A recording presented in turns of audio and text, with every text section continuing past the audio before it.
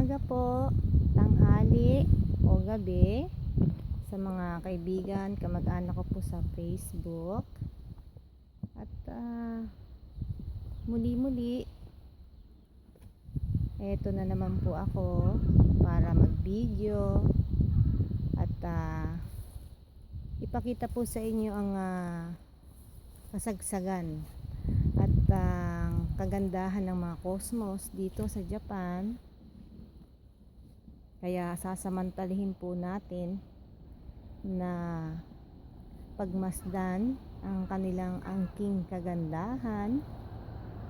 Yan po, makikita nyo, napakagaganda,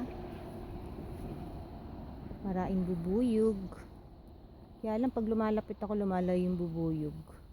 Ayaw nila sa akin, mas gusto nila sa cosmos. Yan, ewan ko po kung anong insekto yan. Yan po. Alam niyo po, nakakaaliw, nakakapagbigay saya, nakakaalis din ng stress. Masaya po. Yan, yung mga bubuyog. Yan po, pagmasdan po natin. Ang ganda ng mga cosmos. Maganda po sikat ng araw ngayon. 16 degree po pag umaga. Pag ganitong nagpapakita na ang haring araw, medyo tumataas na po ang temperature, umiinit-init na rin po. Ay nako, very siyawase uli, very happy pagmamasdan po natin ng mga bulaklak, ano, ganda-ganda po nila. Yan po, malawak po ito, walang katapusang hanggang doon sa dulo. Yan po.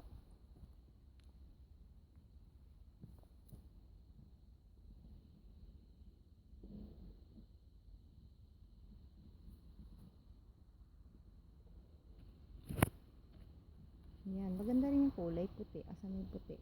Yan.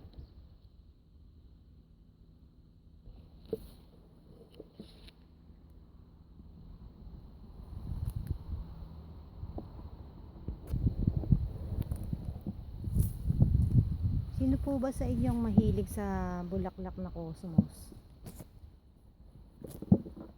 Yan. Alam niyo po, ang image ng cosmos, very soft, very sweet, no? Tsaka may image din siya na weak.